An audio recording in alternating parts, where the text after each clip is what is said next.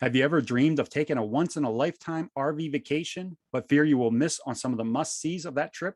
Or would you like to RV overseas, but fear you will have trouble booking reservations and navigating in a foreign country?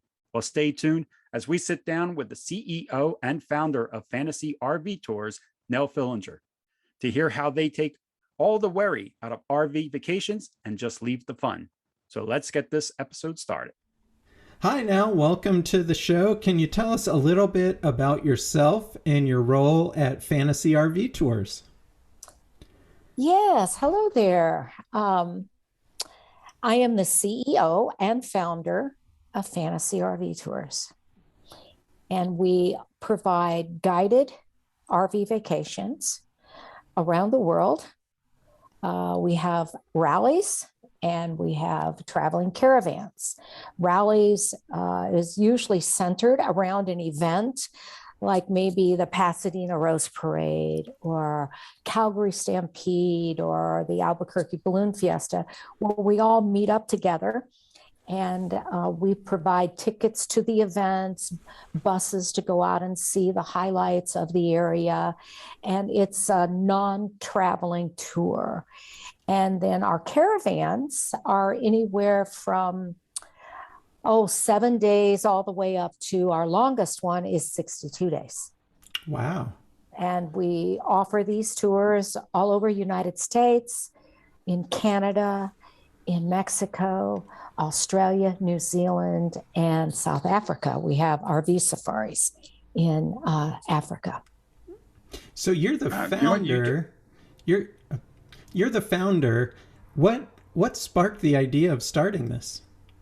Oh gosh, that's a story, Sean and Kenny. It's a pleasant one, I think. My parents were always campers with RVs. They started off with a pop-up tent camper, and then they went on to a Class A, and that goes way back to the 60s. And in the late 60s, early 70s, they were taking caravans to Mexico. And so these caravan tour companies go way back, I would say, to the 60s for sure. And so I grew up RVing. I grew up camping. And then my husband and I, we got an RV. And when the kids went off to college, we sold the house, put some things in storage, and we took off in our RV and we went to Mexico for a year. And we didn't come back. The kids are like, "Oh, you're not coming back for Christmas?" It's like, "Oh no, go to grandma and grandpa's," you know. And so we toured all of Mexico. That would have been in 1990. And we started out in the Baja, went down the Baja Peninsula. And then after we spent a couple months there, we put our RV on an ocean going ferry, went over to the mainland, did the Pacific coast, on up into the Copper Canyon. And then we continued to central Mexico, on down to Acapulco, then the Yucatan side, all the way down to Belize. And we saw these caravans down there. I had never been on a caravan at that time. And but my parents had been going. They were believers. They got bit by the bug. And so they were part of that whole crowd that kind of like a lot of cruisers are today with cruising. It becomes their way of travel. Well, that was my parents' way of travel. So I felt like I had been on many and I knew so much about caravanning. And we saw a real kind of a hole in the market. And it was a niche that we felt like we could fulfill. And we did more research and development. And then in 1991, we ran our first tour. It was a caravan, and it was just the Baja Peninsula.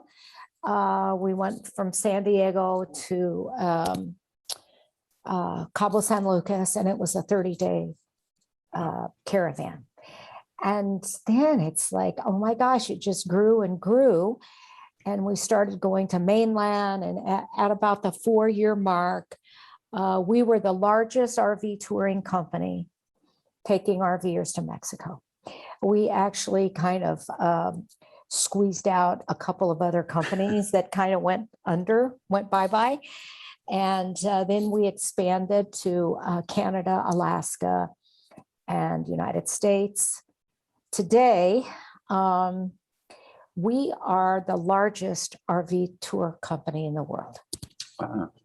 Yes. Now, did you always have that vision then that to expand? Like you wanted to start out with going to Mexico, but did you always envision, well, this is working here, let's branch out and go worldwide? Or like how gradual was that?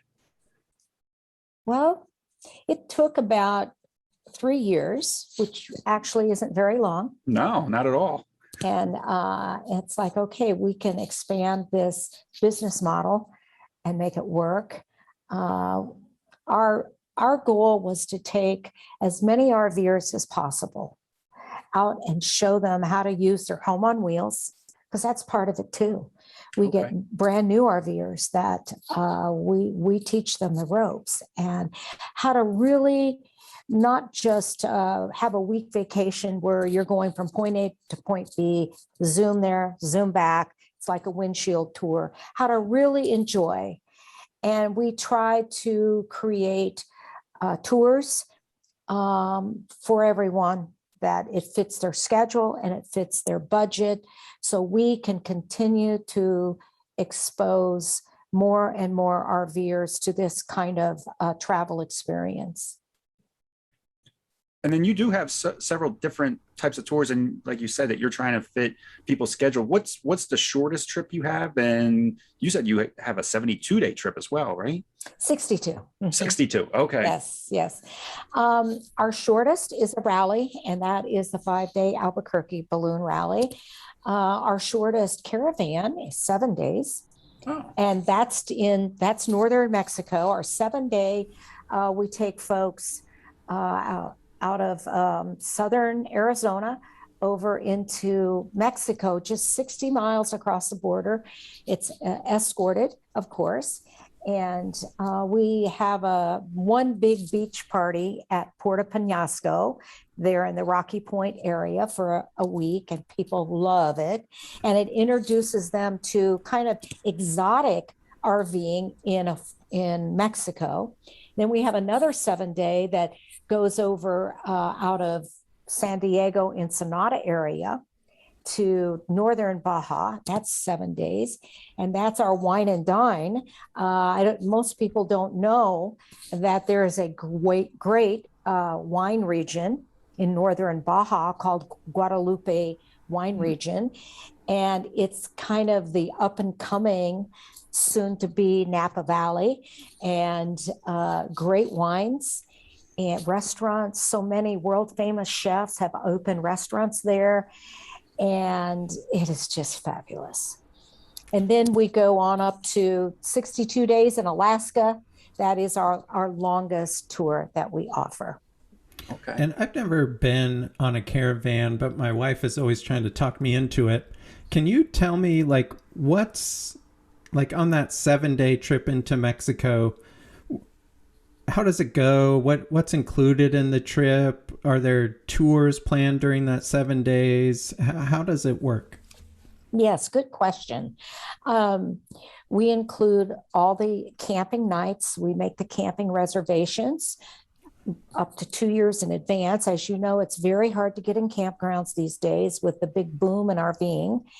And but it's no problem. We've had our reservations for a long time. And we include some meals. We don't just feed you every meal or every night to kind of like cruising, just to feed you. It's a special experience. It might be regional food with entertainment, something that's very unique that restaurant offers. And of course, our wagon master and tail gunner are there to assist you, to make sure that all of your vacation needs are met, whether you want to go deep sea fishing or golfing. We include all of the can't miss activities. So, for example, if it's the Albuquerque Balloon, everybody wants to see Old Town, go to the Turquoise Factory and Museum. And there's some other highlights in Albuquerque. You're going to be shown that by our guides. We provide it. It is included in the price of your tour. Then you also have free time.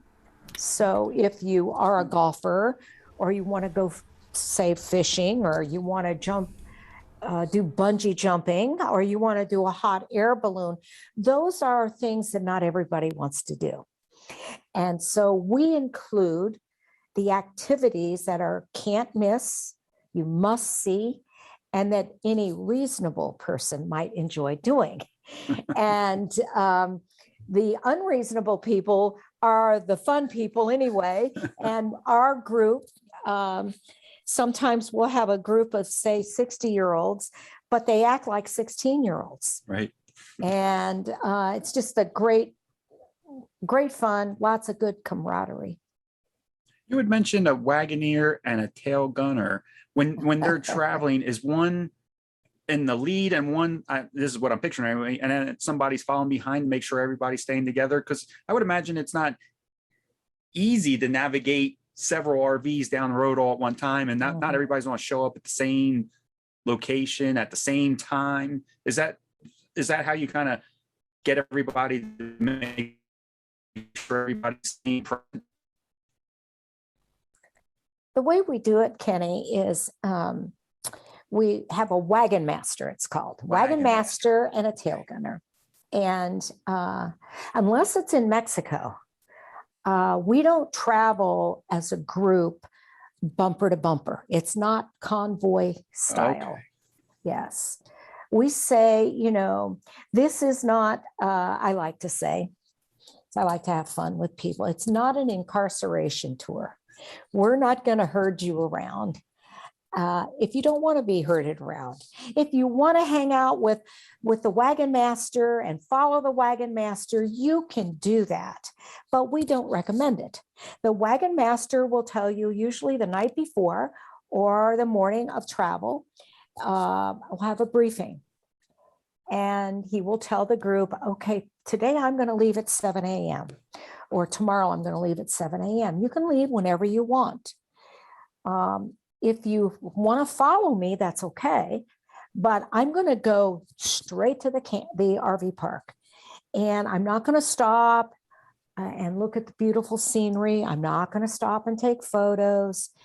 And I highly encourage you not to follow me, because oftentimes the best part of a tour like this is your travel day. It's not get to the campground. The campground is just a campground to rest up.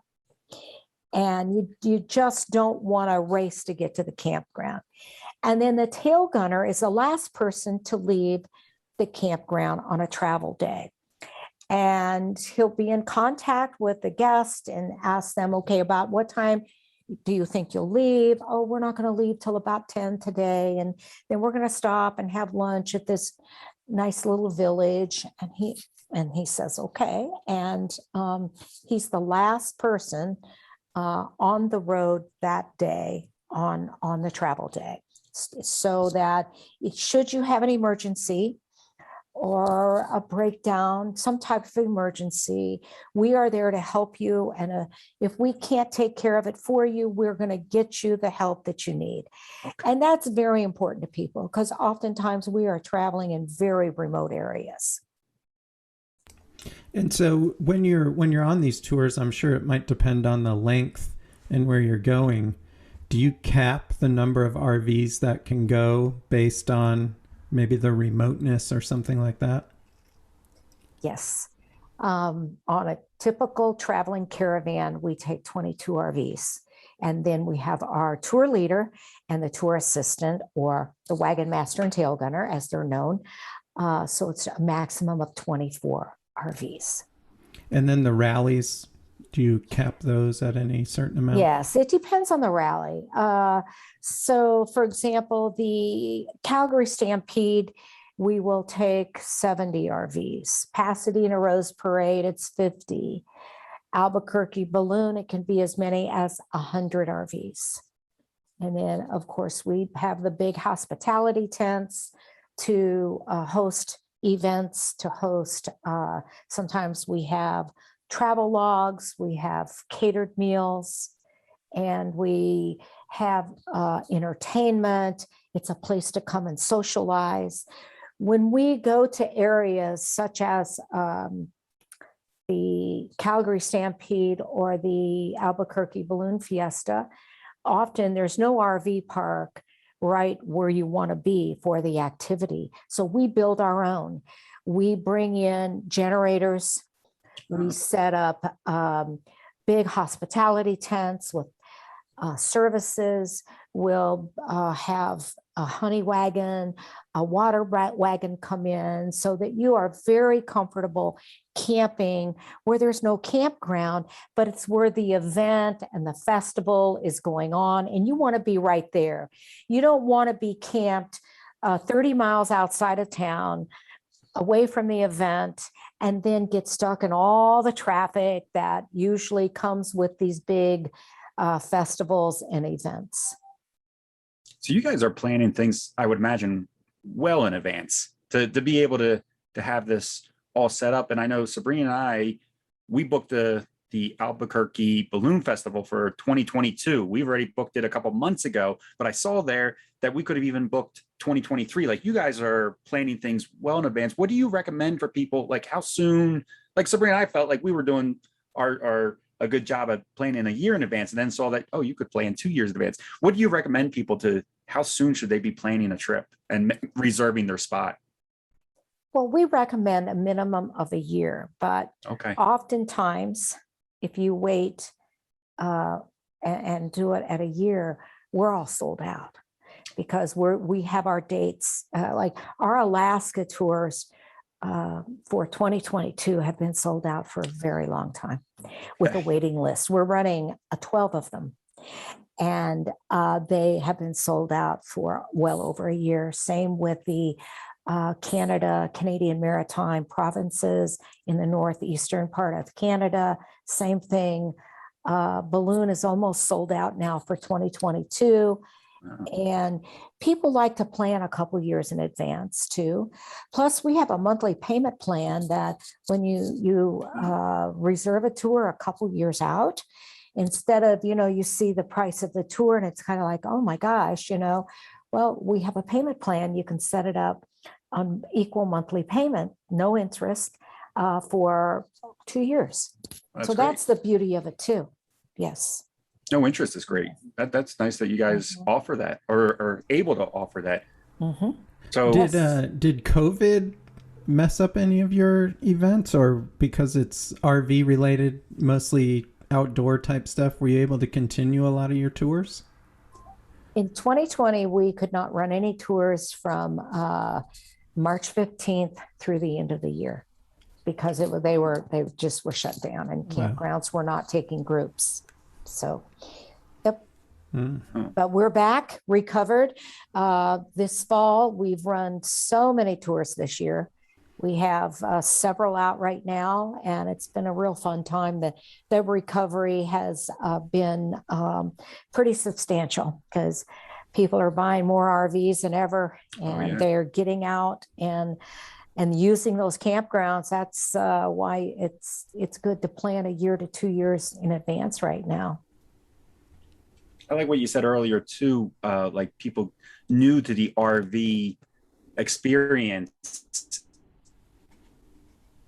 have your tour guides there and that somebody hangs back and waits for everybody to leave. I think I'm sure that gives people a lot of peace of mind and overall confidence that they're going to be able to travel and probably learn. I'm sure they must learn a lot on these trips, and plus they're having a lot of fun while doing so. Yeah, well said, Kenny. We always say a couple that travels together. There's usually the planner, and then there's the yes dear person. And when it works out, it's great, but when it doesn't work out, it's not so great. And we do all the planning. All you have to do is show up. The planner doesn't have to plan. And the yes deer doesn't have to smile even when they thought they were going to, the planner says, okay, we're going to camp at this place by the, there's a little lake there and it's going to be nice. And you show up and it's an infested mud hole right next with mosquitoes right next to your RV.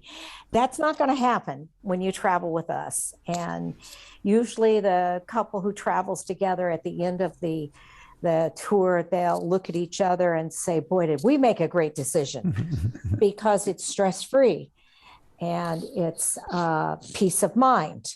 All of those cliche terms really do apply to traveling with a commercial caravan group. When we go to, say, Alaska, we have Alaska tours that some of them start in the United States and we travel together the whole time. Others will start up in British Columbia, and people can, at their leisure, get up to our rally point where we start in British Columbia. Some of our other tours end in British Columbia so that you can extend and stay longer. So there's a great deal of flexibility in this type of travel as well. What are there requirements for the RVs that go on the trips? Like, is there an age requirement or a type? Like, can fifth wheels, travel trailers, Class A's, Class C's, is it open to all of them? Can you just kind of talk about that a little bit? Yes, it's open to all types of RVs. We have sometimes pop-up campers that go with us. These days, especially, we have many of the van campers, the Class Bs, the Class B plus. That's really taken off in the last couple of years. And then all the way up to 45-foot buses, if you will, RVs. So yes, they are all welcome. And we do have specialized tours for different groups, such as the Winnebago group. For the WIT Club, we have tours that we operate just for Winnebago owners. We have many public tours. It's open to everybody. And then we are travel partners with Good Sam. And we are their only endorsed travel partner. And we provide tours for Good Sam members and also for Family Motor Coach. Family Motor Coach, as I think most people know, is open to all towables, all types of RVs now. And that's been real exciting the last few years. So we feel like we have something for everybody. Also, Tiffin club members and a few others, but we feel like we have something for everybody. And if I could just say, I wanted to mention this earlier and I forgot, but we have taken over 75,000 RVers on their trip of a lifetime, and we are so proud of that. That is a legacy. For fantasy RV tours, we're 4 generations. My father helped us. He was a founder as well as my husband and I. And then my sons worked in the business, and now my adult grandchildren are working in the business. So we are 4 generations with different perspectives, very diverse perspectives, and now having a millennial in one of those generations, we are getting another perspective. So we're very proud of that. And I totaled that up about 2 years ago because I'm thinking, well, what is the legacy here? And the legacy is exactly the same as the mission when we started 30 years ago, and that's to expose as many people as possible to this type of RVing. And over 75,000, I think, is a pretty significant number. Yeah, it's great. And most people, I think, even larger kudos to you is that most family businesses don't make it 4 generations. Well, persistence, resilience, and passion and love for what you do. And we all have that in my family. I'm curious, when you because now you got me thinking of all the different people that have gone through the tour. Have you, or does this happen? Do people rent RVs and then take their rental on a tour with you guys? That has happened. Okay. I would say that that's more of the exception than the norm. But yes, we've had rentals go as well. Mhm. Okay. I was just curious because it just seems like a great way to vacation. Mhm. I think this would be really fun for people that, geez, it might even be a great way for people who are wondering about the RV life to see, are they able to do it?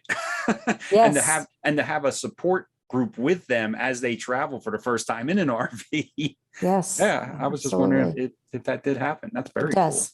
Mhm. And So you how many? mentioned oh, go ahead, Kenny. I was wondering, out of all those the people that go on all the trips, now do you have favorite trips that you take? You don't make it to every trip, I would imagine, throughout the year. How many trips do you do a year?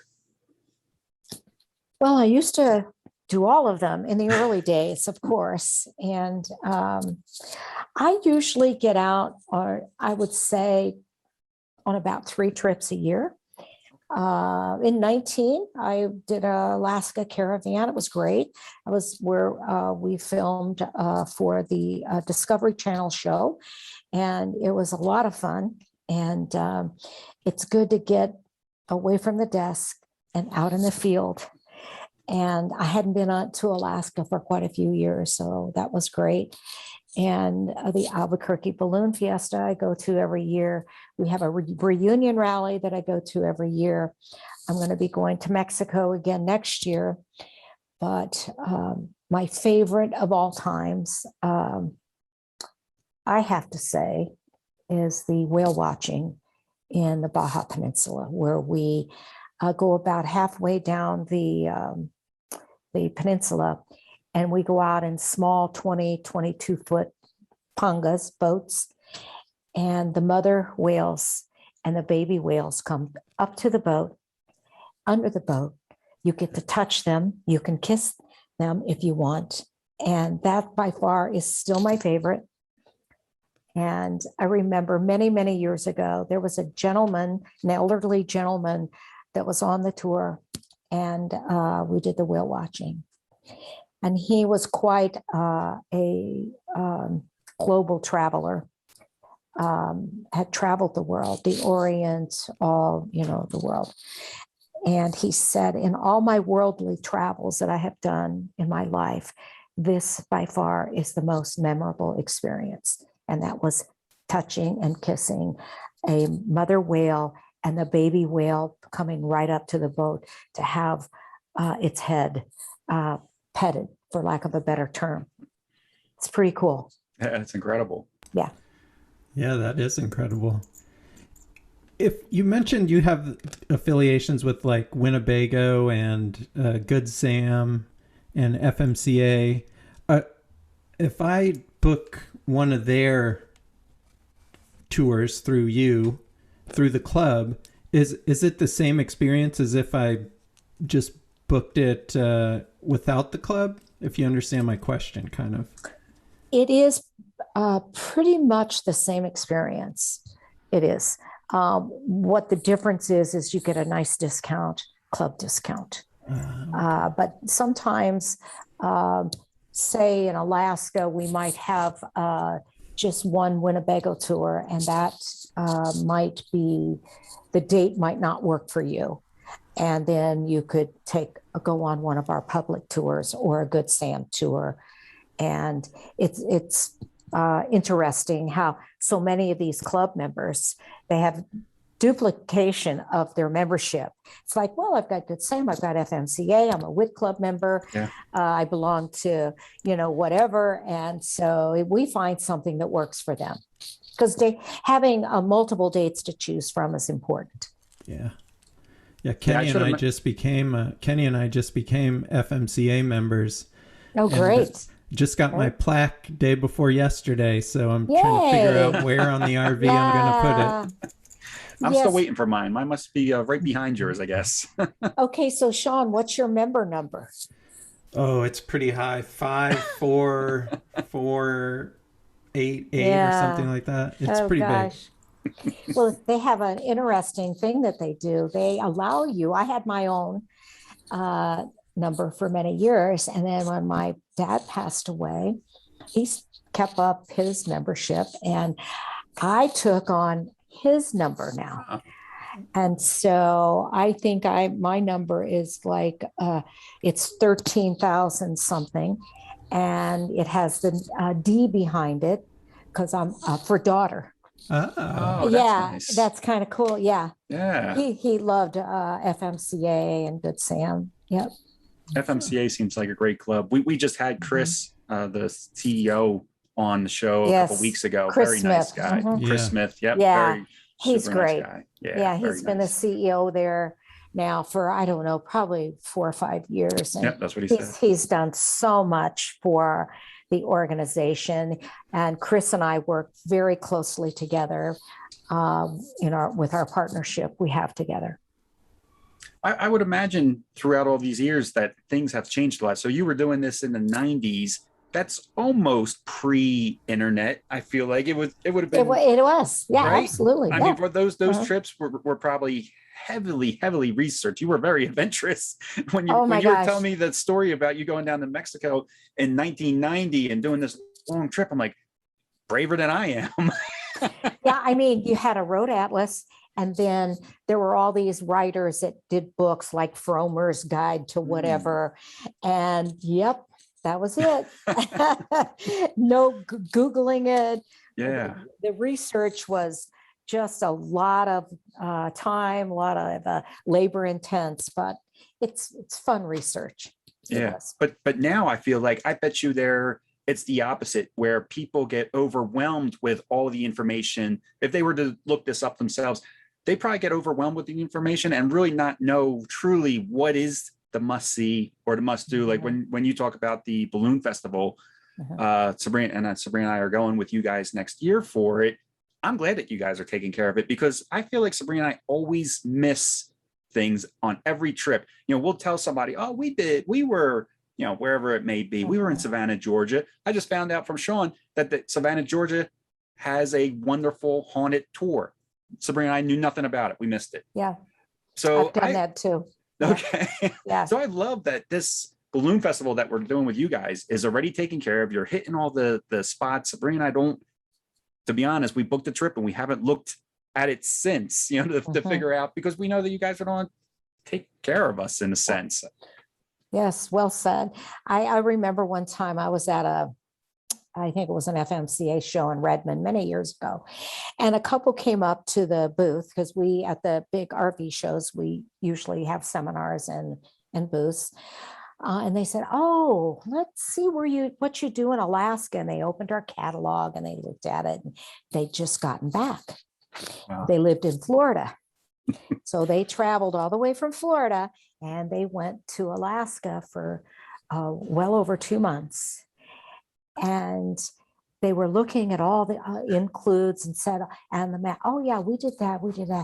Well, and then it started like, well, we didn't know about that. Oh, well, we couldn't get the glacier boat tour because it was all booked up by caravan companies.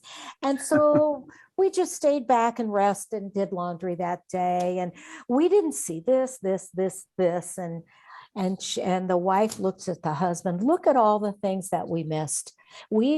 We put 8,000 miles from Florida, a round trip, spent 3 months.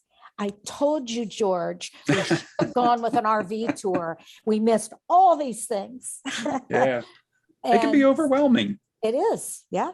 And usually you're just going to go once on a trip of a lifetime. Something like that. Yeah. Yeah. Especially from Florida. Like you said, 8,000-mile round trip. Yeah. Yeah, it can be overwhelming. Well, yeah, the Alaska tour, you're going to just in Alaska and British Columbia, you're going to do, if you do it right, probably 5,000-6,000 miles. Yeah. Oh, that's serious. Now, you also mentioned international trips, not just Mexico and Canada, but international across the water type trips. How does that work? Do you just meet up overseas and rent RVs? Is that how it goes? Yes, we have in, say, our New Zealand, Australia, we have a fleet. We rent a fleet of these. They're like kind of a supersized Class B or a small Class C, kind of something in between there. And we'll meet in Christchurch, New Zealand, and we check into a hotel for 2 nights, spend 3 days touring the area, bus tours, and getting acclimated to the time difference. Then we pick up our RVs and we take off in the RVs. And we do the North and South Islands in New Zealand. We put the little RVs on a ferry to go to the North Island. And then we turn them in, and then we fly over to Australia, New Zealand, spend a few days there in a hotel in Cairns, and go to the Great Barrier Reef, whatever, and see all the sights. And then we pick up the RVs again and we go down the coast. So that's kind of how overseas works. And kind of the same for South Africa when we do our wildlife safari there. So you guys are doing the actual RV rental. So like if Sean or I were to do the trip, we're not booking the RV. You guys take care of that part of it too. That's interesting. Yes. Your part would be for overseas is to get to the where we rally at, like in South Africa, it's Cape Town. And you would get your flight there. And then on that tour, after we do the safari, then we go on up to Victoria Falls, and there is a flight included, but we take care of that flight for you. But flying overseas or over the pond, so to speak, would be your responsibility. And on Australia, New Zealand, there's numerous flights because we fly from one country to another, and then we fly to the outback. And so those are included in your tour package. Okay. Well, that's great. What this a great way to do it. This is making me excited about getting out there and traveling again, Kenny. Hey, yeah. Yeah, Sabrina and I always talk about international travel and we get excited about it, but then we're also very nervous about it. There's just that sense of unknown and, how do we make it work? I really like that you guys even take care of the actual RV rental itself too. That's great. I'm gonna have to look into this myself. All of that. And then we have a very detailed trip logs that we feel for the most part are more accurate than a GPS. Okay. And so we tell our guests, when in doubt, follow our trip log. I mean, we've got some trip logs for a 60 day that's like this thick, and we've put it together, and we have that on all of our tours. It's very valuable to have. Okay. And then is it this similar thing? Like I used our Winnebago membership to book the balloon festival. Do some of these clubs do international trips as well? Sometimes, yes. Okay. Not all the time, but it depends. We might have one, say, for FMCA 1 year, and then 3 or 4 years later, we do it again. Okay. But usually the overseas, they're more for the public, but we do some member only. Mm-hmm. And then what do you recommend for people making a reservation for an overseas trip? How far in advance? Is that also a minimum a year, or are you talking? Yes. Okay. A minimum. Oh, very good. Mm-hmm. Our Australia, New Zealand 2022 and 2023 are sold out with a long waiting list. Okay. Very incredible. Yeah. Mm-hmm. So Sabrina and I always travel with our dog, and we're bringing Belle to the balloon festival trip. I'm almost positive when we filled out the form, or that when we called, you guys asked about a pet. Are dogs allowed on all the trips, or is that something that depends on where you're going? They are allowed on all the trips except overseas. Okay, perfect. They're allowed to go to Canada, Mexico. You just need a international health certificate, which you just go to your vet and they verify that for you, that your dog or your cat are the vaccinations are current, and they have the form there for an international health certificate. Okay. Okay, great. I know it probably sounds like a silly question, but part of the RVing travel for us is because of our dog. Like we wanted a way to travel Yes, and bring her along and not have to board her. So, I mean, having our sure. dog with us for these trips are kind of a big deal for us anyway. They are for so many RVers. Okay. It's a big consideration when you have a pet and you want a vacation. And also, you know how it goes with your home on wheels. We're all RVers. You've got your own sheets, your own towels, your Mhm. own everything. And it's just a great way to travel. Yeah, we love it. Yeah. So now, what's the best way for people to see what's available with fantasy RV tours?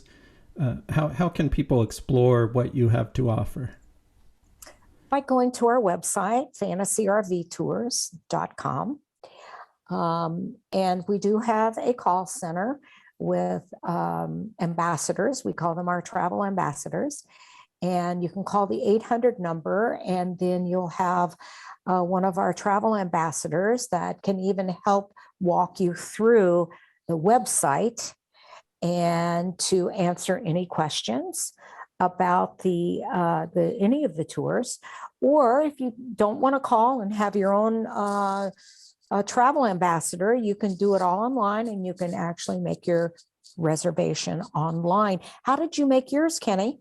I phone call. I Phone called. call. You Yeah, I called the called 800. in. Yeah, Yeah. It was makes it easy. I wish I could remember who I spoke to so I could tell you their name, because Mhm. they were wonderful. They were very, I always sound confused. I don't know if I really am confused, but I always sound confused. And they took their time with me to answer all my questions. Oh, good. They Good. were great. Yes. Well, it sounds like you found the right career now, because it sounds like you have a lot of fun in your job. I absolutely do. And there's never a dull moment. And I still have equal passion today as what I did 30 years ago when we started the company. It's wonderful. I think that's all of our questions for today. Nell, is there Okay. anything that Sean and I might have missed or that you would like to add before we let you go? There's one part of the travel day that I'm not sure that I explained that you might want to insert in where it belongs, or it could just stay right here, however you want to do it. So here it goes. On a travel day, we are spread out over maybe 2 or 3 hour period where the first RV might get into the campground, and then the next RV might get in 30 minutes later. We do on a travel day what we call scattered travel, where we're not all leaving the campground at the same time.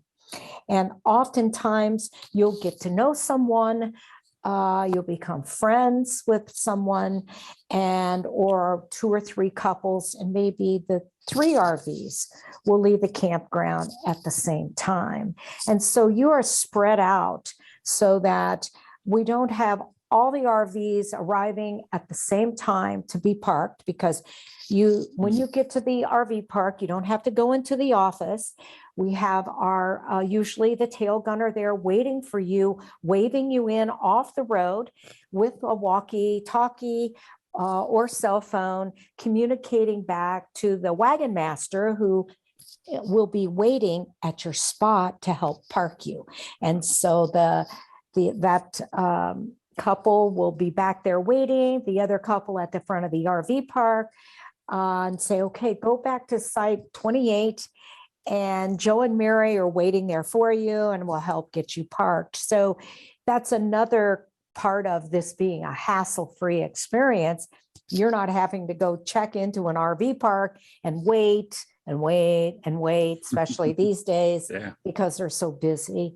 I did want to mention that we do scattered travel, except in Mexico, we do travel caravan style. We travel together on a travel day. Well, then that's great. I think that answers everything that Sean and I had questions about, and we really appreciate you taking the time and talking with us today, Nell. And I'm telling you, Sabrina and I are already counting down our All right. our days Love for it. the trip. Yeah. Hopefully I get a chance to meet you. I've met you once before at the Winnebago rallies, but it'd be nice to see you again at the balloon festival. So I'll keep my eyes out for you. And Okay. Well, I will be there, and I'll be back at the GNR next summer if you're going to be there. I am I there. go Yep, to the I don't miss it. Winnebago rally every year. So Okay. it's great. Maybe I'll see you, Sean, out on the road or. Yeah, I was going to ask if you're going to, do you go to the Tampa Super Show too? Yes. Yeah. Yes. So we'll be there. We'll see you there then. Yes. Okay. All right. You're Awesome. good. Well, great. Well, thanks so much for your time, Nell. We really appreciate it. My pleasure. Thank you. We want to thank Nell for coming on the show and telling us all about fantasy RV tours. What a great way to travel in an RV, particularly in unfamiliar countries. We encourage everyone to check out the website, fantasyrvtours.com, and see what they have available. Nell was correct, though. They do book up fast. As always, thanks to Battleborn Batteries and Tempstick for their support of the podcast. These are two great companies that are very supportive of the RV community. Thanks for listening, and we will be back in 2 weeks.